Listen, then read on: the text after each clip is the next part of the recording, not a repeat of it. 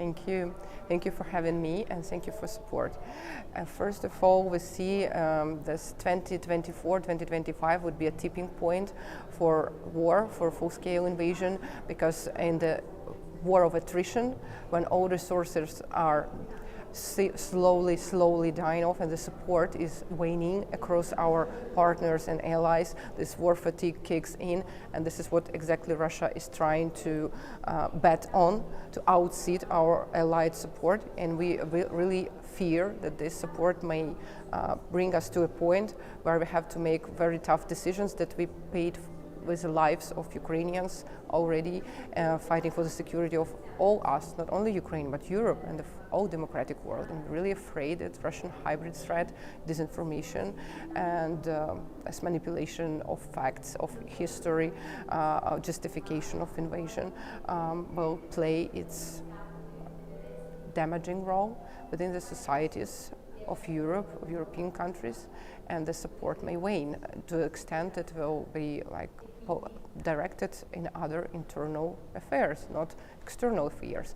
And Russia wants to put attention elsewhere, inflict internal conflicts and migrants, inflation, far-right populistic movements supported by pro-Russian media, pro-Russian allied activists on social media, putting on a spotlight politicians who support Ukraine for not directing this money for, I would say, schools within their own countries. But it's not either or. Shouldn't be on Ukraine or European policies. It should be this and that. And Russia tries to manipulate the fact that you either support Ukraine or you support your own people. But by supporting Ukraine, you support the future of your people, the security of your own people. This is the best possible investment in your own security to help Ukraine win the war now, so it doesn't spill over to your own country and your own children will be protected. So this is the best possible investment, but Russia manipulates the fact it's either help Ukraine or help yourself.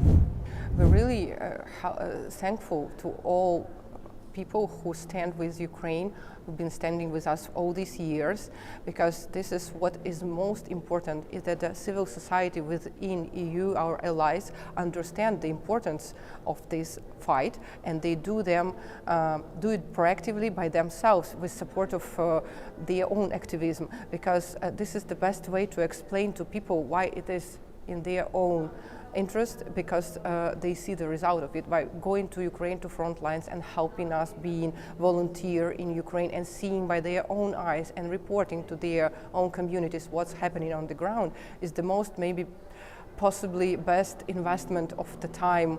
Not only support Ukraine humanitarian, but also communicate why is it important to support. And I would like to see more of it, of course, and when the third year of full-scale invasion comes, less and less reportings on Ukraine we see in the media, in social media, on accounts of activists, of social activists, other topics hijack agenda. But we are grateful for anything we can have, and every post on Facebook made, say, in Serbia or in any country, saying that we have common interest and our common threat is Russian threat, and our common fight is fight against this, is helping a lot, because it remains in the focus, it remains in a priority, and this priority will help mobilize resources for it. If it's not on the priority, resources are not there. So when you ask me about how much resources are being allocated to Ukraine, I can ask you how much attention do you pay to this matter in your country? Do you see lots of reports? Do you see lots of media covering what's happening in Ukraine? If not, then there is no attention, there is no resources, there is no help. And it doesn't, any sanction doesn't come by chance, any support doesn't come by chance. It only comes with the effort, allied effort, advocacy and communication effort of civil society and other institutions. If we mobilize, then we can survive. Yeah, Ukraine has been on the forefront of Russia disinformation for decades already. All our political cycle and election cycle has been heavily influenced by Russian foreign information manipulation campaigns, interventions, info-ops, whatever you call it. But hostile environment, and we saw great their constraints, and we saw results of it, like Yanukovych regime, or like dividing Ukraine between East and West, and how to protect. I think like with these years, we as a society developed quite a robust, resilient network of debunking information, pre-bunking information, media literacy, NGOs, and collaboration within government and society organizations like Center for Prevention of Disinformation within Ukrainian government agency works closely with civil society, with monitoring tools, with AI startups of Ukraine who help detect these malign narratives and debunk them, and if they are really hostile, the government takes the action to publicize this information to all relevant stakeholders and make sure that it reaches necessary audiences, and those effects should be less, but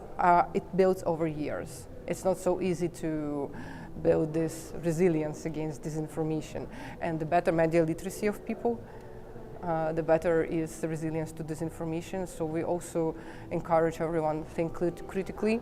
If you feel this information gives you emotional boost, gives you some action-oriented drive, like to hate somebody, it should be manipulation, most probably. If you don't know the source of this information, if you don't see clearly where it comes from, could be manipulation. If you see that this news is pointing fingers at some group, it also might be technique of Russian manipulation, and all of this playbook is what Russia uses and what we as civil society continue to explain.